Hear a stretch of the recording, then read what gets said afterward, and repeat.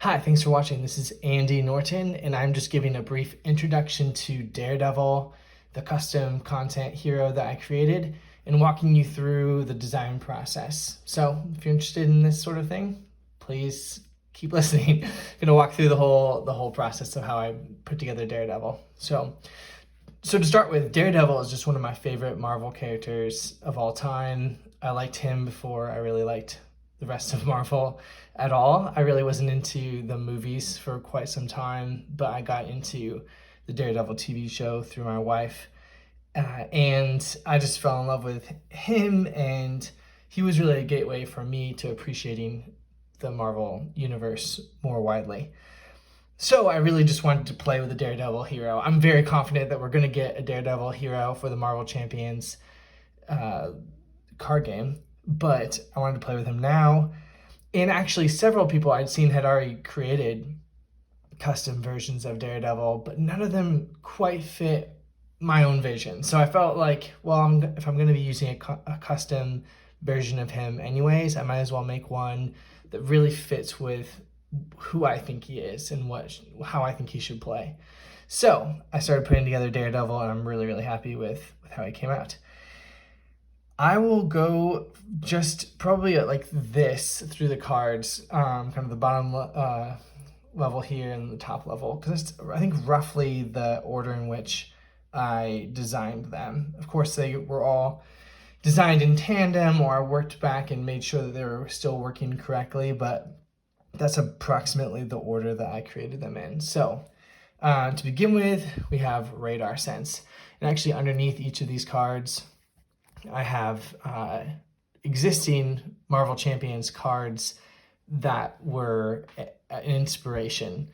I'm the first person to say that this set is, on some level, derivative from so much of what came before in Marvel Champions, and I'm really okay with that. This isn't a crazy, original, creative set. I really wanted to make sure that it felt like Daredevil and that it was balanced and worked properly within the game. So I really looked to existing cards quite a bit.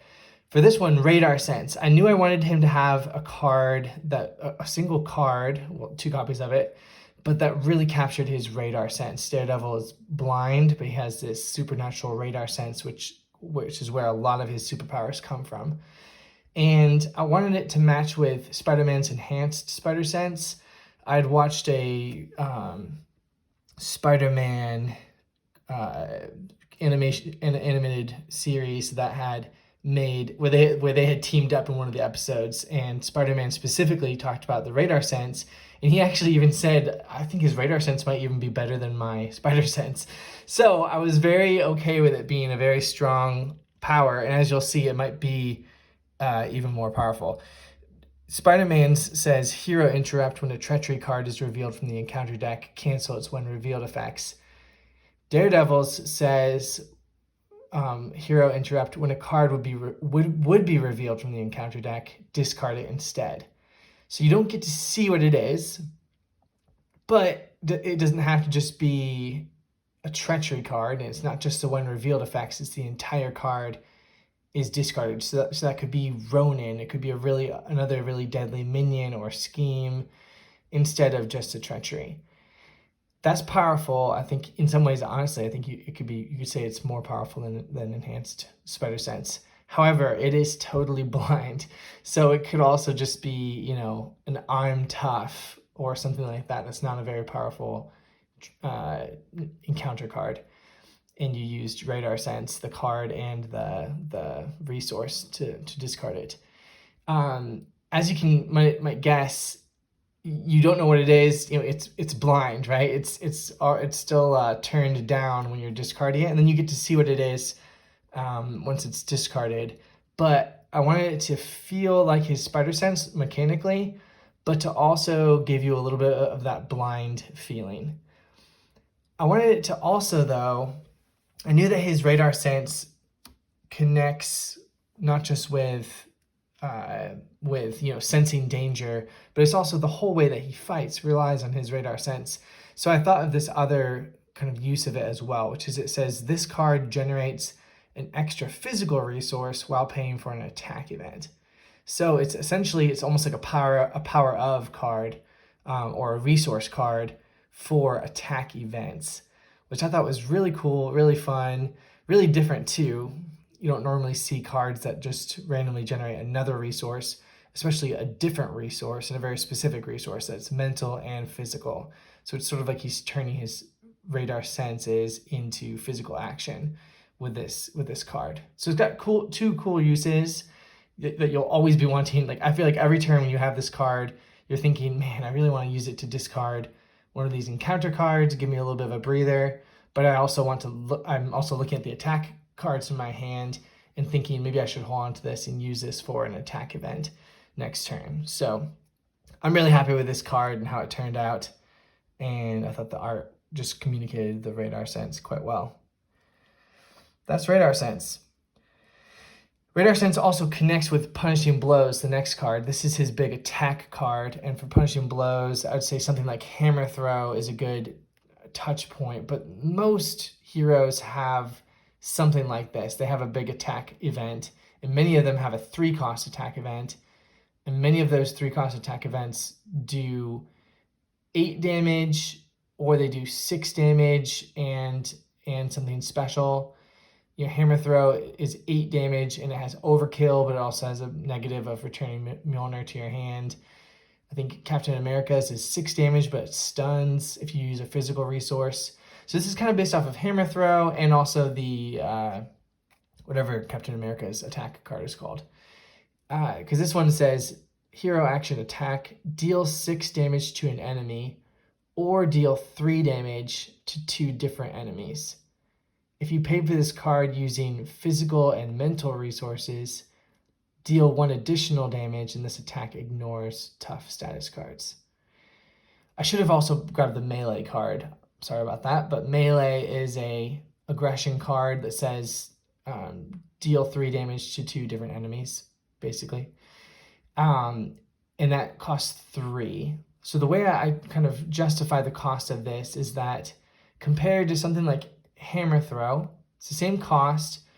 If you get the kicker here using a physical and mental resource, which you can get by using radar sense, you are going to be dealing a total of 8 damage spread across 2 targets, and it ignores tough status cards, which is cool.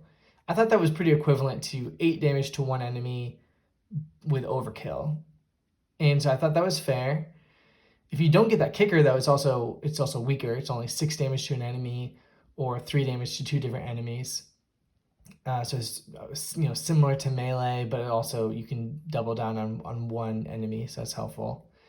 And and I thought that worked for melee because melee is an aggression card. The way I usually think of these cards in terms of costing and like what they can do with their effects is that usually a hero card is going to be slightly more efficient or powerful than an aspect card, and an aspect card is slightly more efficient than a basic card. So I thought this was slightly more efficient than a melee card, or than an equivalent aspect card, in this case melee, and it was comparable to most hero cards. And I thought thematically this was fun because you see in the TV series he just has these punishing blows. He just goes to town on minions and he goes to town on villains. And so I like that you could use it on either. You could really double down on the villain, or you could bust through a bunch of minions, or you could bust through a minion and then hit the villain. And you can just, as you're doing it, you imagine him just pummeling Kingpin, in season 3, or just pummeling a bunch of thugs in every season of the Netflix Daredevil series. And so that's why I wanted this card to communicate, and it really feels like that. He definitely is a punchy hero to play with, and it's really satisfying to use radar sense to trigger punishing blows. A big idea I had in this set was wanting the cards that you spend as resources to feel right thematically. So if you use your radar sense to deliver these punishing blows, that makes sense thematically because he's using his radar sense to fight. Similarly, that leads into Vigilante Justice. Vigilante Justice is his big thwart card. He has 3 of them. And it's quite equivalent to 4 Justice, which is a very powerful aspect card. I would say it's one of the more powerful cards in the game. And so I thought I wanted to balance it pretty well against 4 Justice. Maybe it could be a little bit more powerful, but also 4 Justice is a very powerful card. So I wanted it to be pretty equivalent to it, but not to replace it either.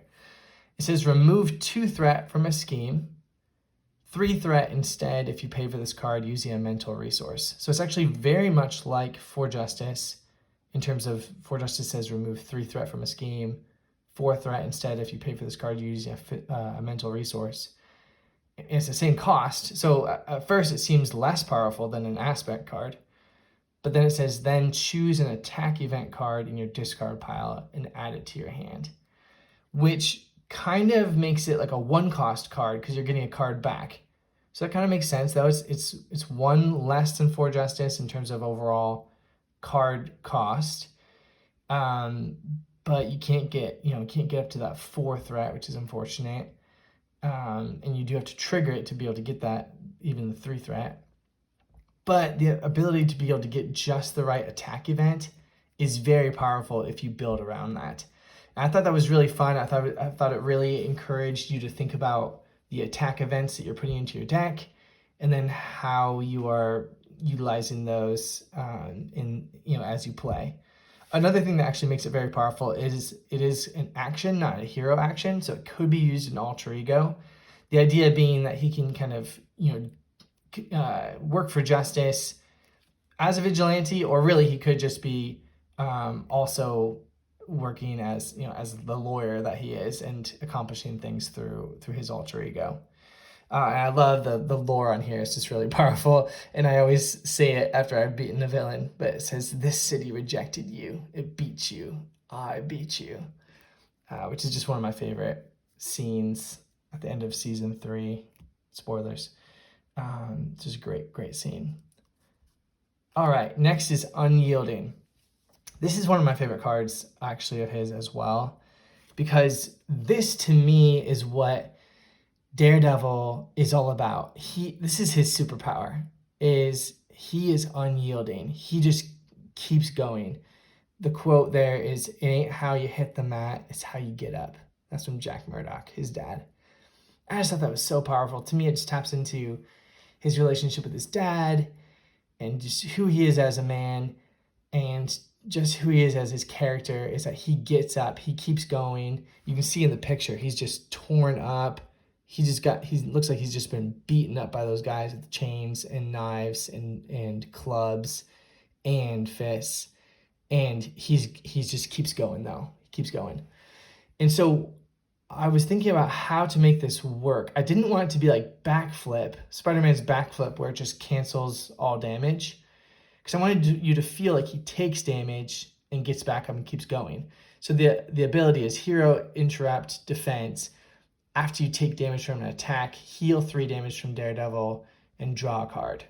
So this is, mechanically, it's very, very similar to Wiggle Room. Same cost, same amount of damage. Wiggle Room says when you would take any amount of damage, prevent 3 of that damage, draw 1 card. So this is very similar. You heal 3 damage and draw a card. But the thing is, like, it feels really different, because with Wiggle Room, you could be at 2 health and they hit you for 3 damage, but you could survive because you use Wiggle Room to just dodge the attack. With Unyielding, you have to come in pretty pumped up and ready to go, but you're gonna take some hits, and if you're still alive at all, you're gonna rise up and heal 3 damage and keep going. So you could almost think of it as actually not as powerful as Wiggle Room. I've seen people say that, because it doesn't prevent the damage. You have to survive it.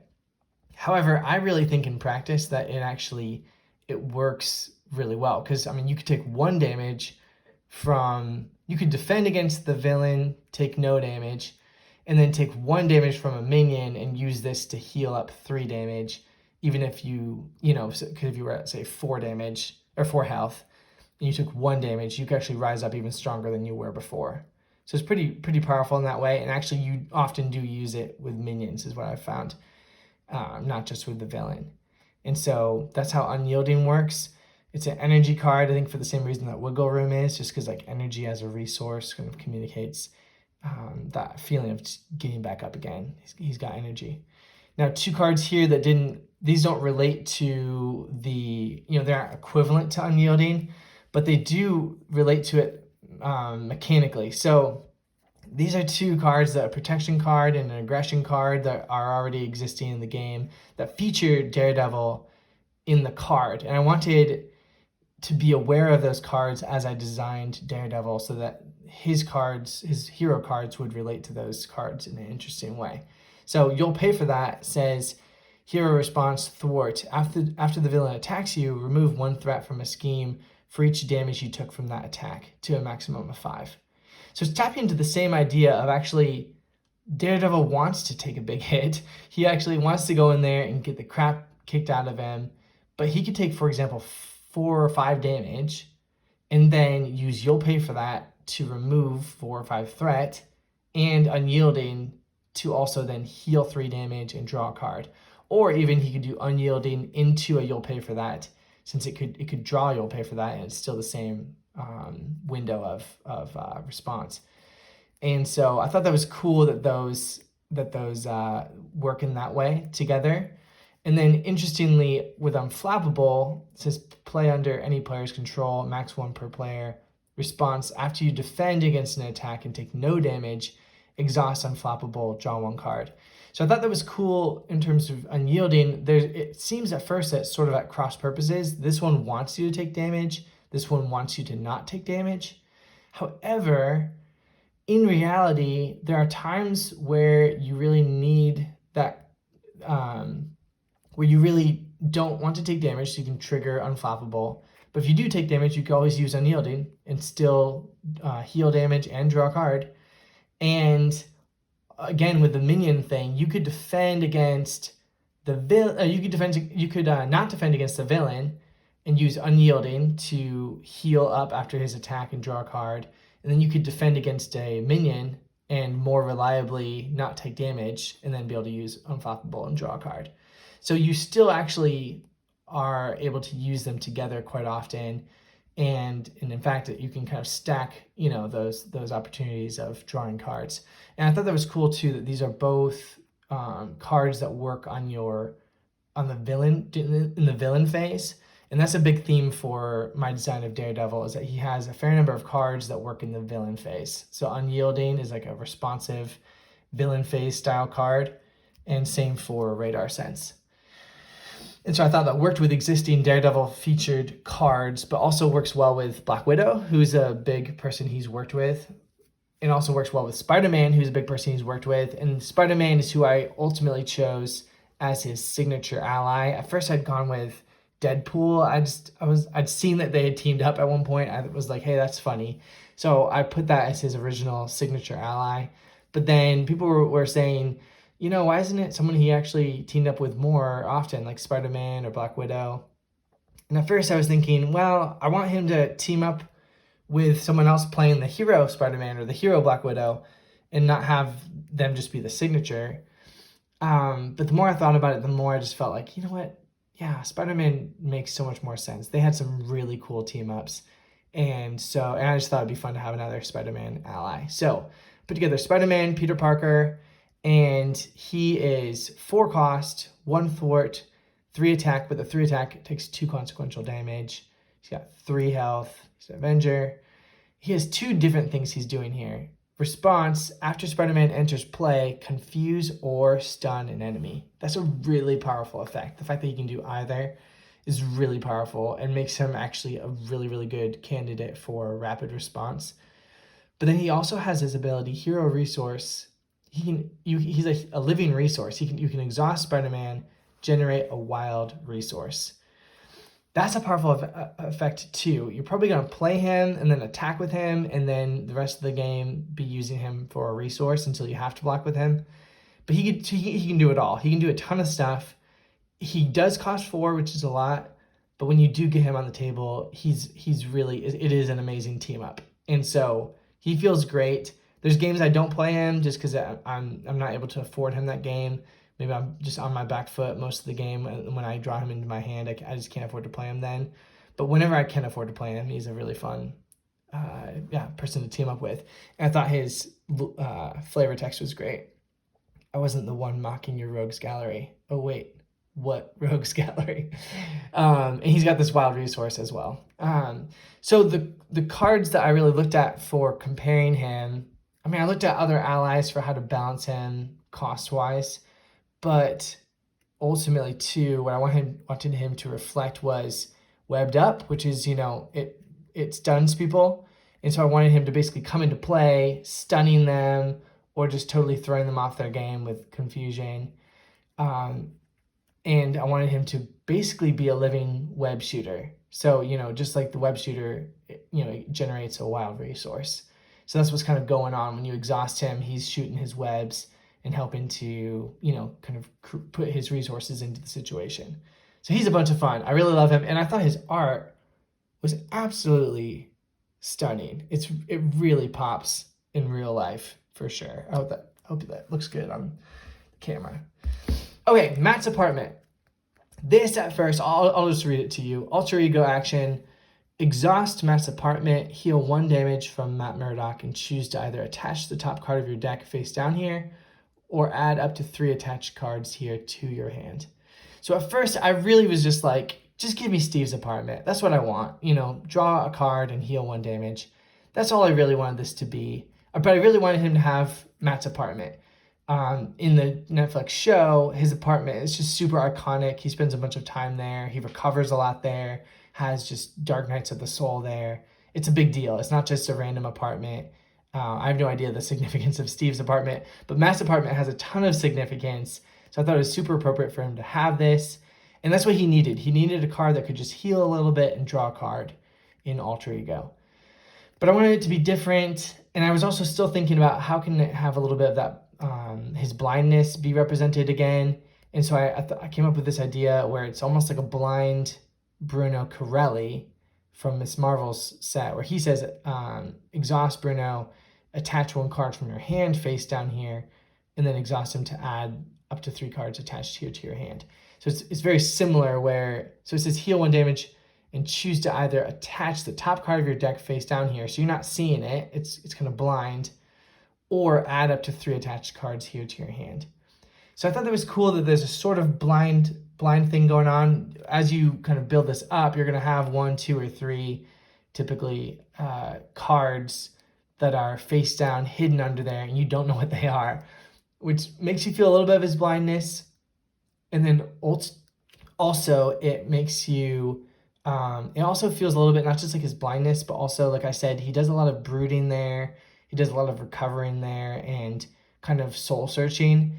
And so I felt like it kind of felt like when you put away something in your heart, or kind of are adding these like burdens, or these, these things are kind of piling up on you.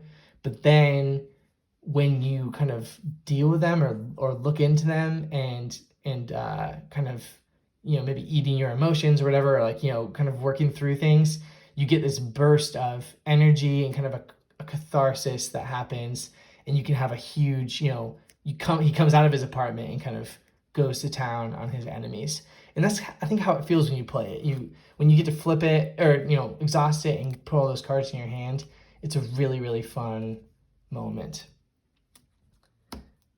All right, next card here is Devil of Hell's Kitchen. This one, I based it off of a couple different cards. It kind of feels like Captain America's shield. It says, at the start of the villain phase, exhaust Devil of Hell's Kitchen and spend a physical resource.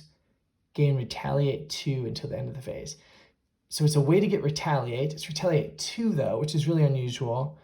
It also is interesting because you have to trigger it, and you have to do it every villain phase that you want to use it. So there's a cost involved for that big effect. A lot of times that cost is not going to be worth it. So you have to really, really think, is it worth it to actually use that effect or not? Makes it for some interesting strategic things. And it kind of feels to me like him just, going on the prowl that night, and he's gonna, mess up a bunch of minions if you do trigger this card. And so I thought that was cool. And then this effect is really just fun of discard Devil of Hell's Kitchen, ready Daredevil. So it's sort of like an actually worthwhile tenacity that, we all wish could work better for more heroes. But for him, he just says it's one opportunity for readying, and I thought that was cool. So that's Devil of Hell's Kitchen. Probably my least favorite card in the set, to be honest, but it is powerful, and I like the picture. So another card here is Man Without Fear. I really like this picture, and I knew it needed to be one of his cards. It's just one of his most iconic titles is Man Without Fear. But it says exhaust Man Without Fear, generate a mental resource. It's a hero resource, so you have to do it in the hero phase. It's exactly like God of Thunder from Thor's set, but just mental instead of energy. And yeah, it works very well in that same way of just like when he's in hero form is when he's kind of going and doing this Man Without Fear persona takes on. So I thought that worked. That was balanced, of course. Can't be not balanced if there's a exact replica in another hero set. So it's at least balanced to itself, and definitely it helps in the Daredevil set to be able to expand his resources a little bit. Billy Club was one of the later cards that I kind of finalized how it would work, but it was something I had in mind from the get-go. Okay, so here we go. Billy Club says, it's an upgrade, weapon, restricted. After you thwart, exhaust Billy Club, deal 1 damage to an enemy. Then hero resource, discard Billy Club, generate a wild resource. So one of the things I really wanted this to do was that the Daredevil ally says, after Daredevil thwarts, deal 1 damage to an enemy. So I wanted the Billy Clubs to do the same thing. After he thwarts, deal 1 damage to an enemy. I wanted it to be kind of up another level because you can get 2 Billy Clubs. So that's really crazy. It can feel like you're just throwing Billy Clubs all over the place, able to knock off tough statuses, finish off minions. There's great stuff that those do. But one of the reasons why I wanted it to reflect the Daredevil ally was not just that you'd be reminded of them and kind of feel like the hero feels like the ally, but also because this is such an iconic ally for so many people, myself included, that I would be actually like actively sad playing a Justice deck that couldn't use Daredevil because I'm using Hero Devil, but I'm like wishing that I could have the Daredevil ally. Well, you don't feel like that at all because these Billy Clubs are so awesome. They totally fill the role that the Daredevil ally would have normally. So that's where that came from. And then of course the use of them as a resource really makes them basically just exactly equivalent to a resourceful in that way. And that's kind of fun. I like the strategic choices that come from being like, ooh, do I want to actually like give up this amazing ability for a little bit and actually spend one of these for a resource? It really can open up your turns when you need to be able to have that option of spending this as a resource. But that's a big cost because you're just discarding it, but that means you no longer have access to that until you get it again. And so that's really a big cost to consider. But where I wanted that to represent kind of the ability to discard it and the fact that it's a wild resource itself is that his Billy Clubs in the comics are not just weapons, but they're also tools, that he does a huge assortment of things, including basically web slinging through the city just as effectively as Spider-Man. And so I wanted them to kind of feel like that as well, kind of that similar tool feeling, but to have the weapon side of it be first and foremost. Lastly, we got Daredevil, but I'll start with actually his alter ego, which is Matt Murdock. And this, looks, with stats-wise, it looks the same as Spider-Man. I wanted it to feel like that. So it's hand size 6, hit points 10, a rec of 3. He's an attorney, though, like Jennifer Walters. And his ability is very similar. It says when threat would be placed on a scheme, spend a mental resource, prevent 2 of that threat, limit once per round. So it's basically exactly like Jennifer Walters, but instead of it being free, it costs a mental resource, but instead of being just 1, it's 2 threat. And then he has a fun quote of job's easy when your client's innocent. But this ends up being really interesting just because, you don't use it every turn. unlike Jennifer Walters, where it's just a no-brainer. You're going to use her ability when you're in Alter Ego. For him, it's a choice every time in Alter Ego, but it is powerful. To be able to prevent 2 threat is a very potent ability. It makes it a lot easier to flip to Alter Ego, which is fun.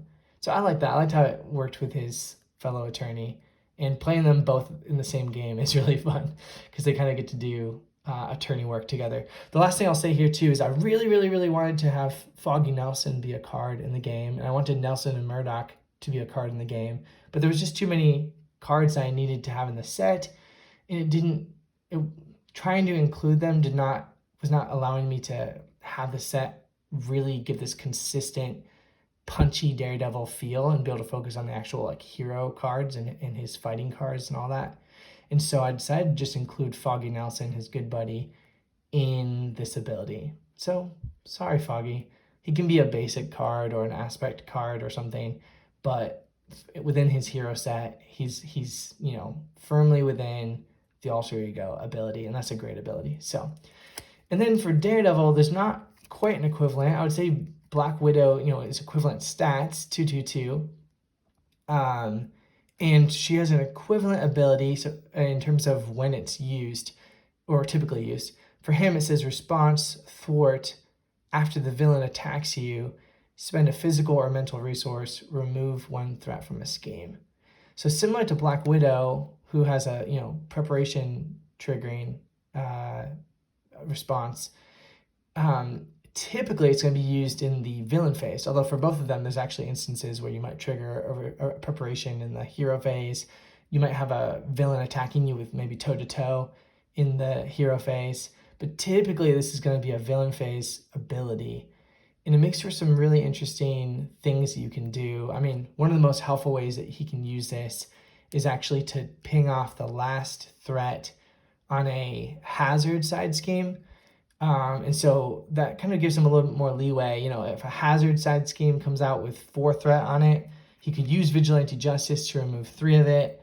And then if he's smart and he can draw into a physical or mental resource that he can afford to spend, he could use this after the villain attacks, but before encounter cards are dealt, for him to be able to remove that last threat and get rid of a side scheme. So it makes him just very responsive and makes him feel like Black Widow and like SpiderMan, who doing a lot of responsive things. Actually, it feels like SpiderMan 2, who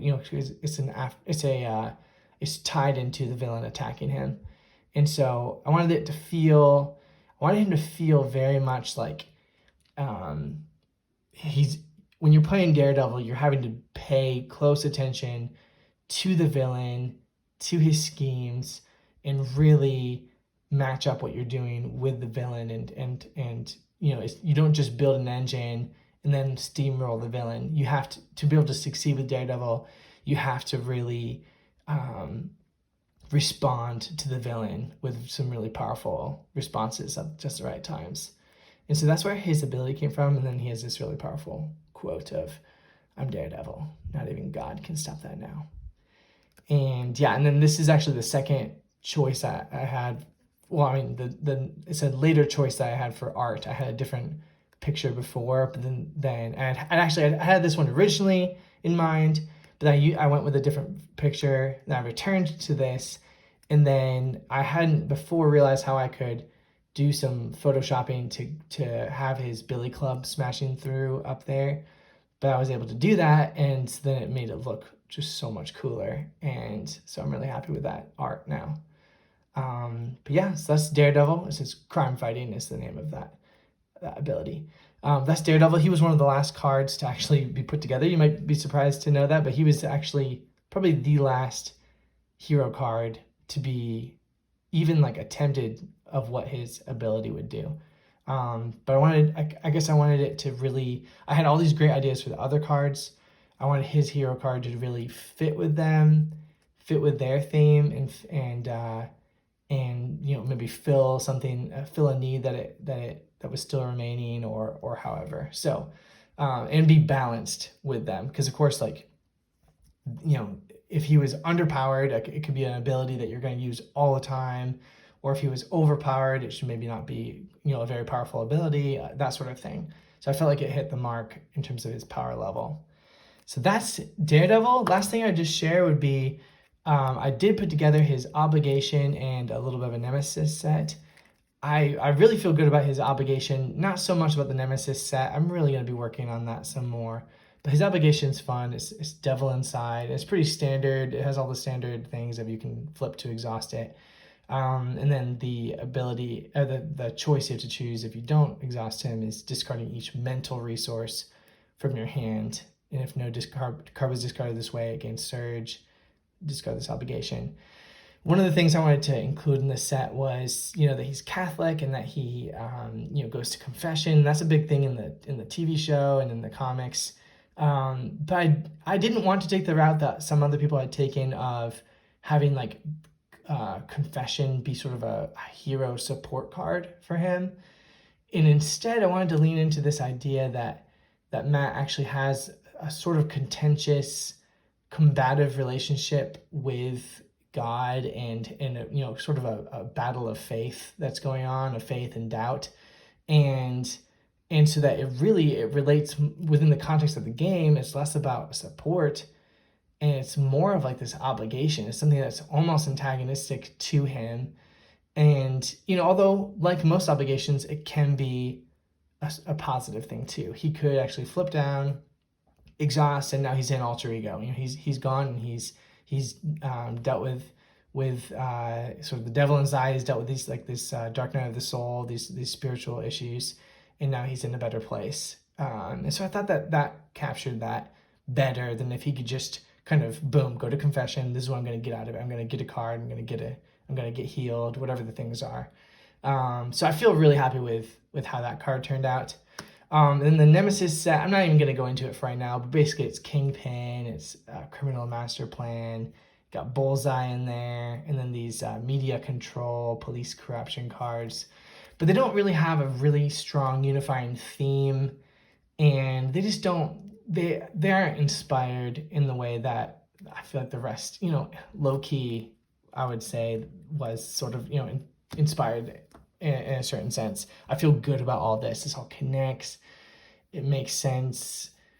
It's fun. It makes an impact. I really have to look at this and really decide whether should Kingpin really be the Nemesis? Should Bullseye be the Nemesis? How can I really make it a tight Nemesis set that really does what I want it to do? And that's not something that I feel like I've really had kind of clarity on yet. So that's something I'll be working on some more. And if you have ideas, feel free to drop them in the comments. But yeah, so this is just a little informational video. I hope you enjoyed that, and if you watched it, and love to hear your feedback and your thoughts, and hope that was just a fun illustrative journey for you. So thanks so much for watching. Bye.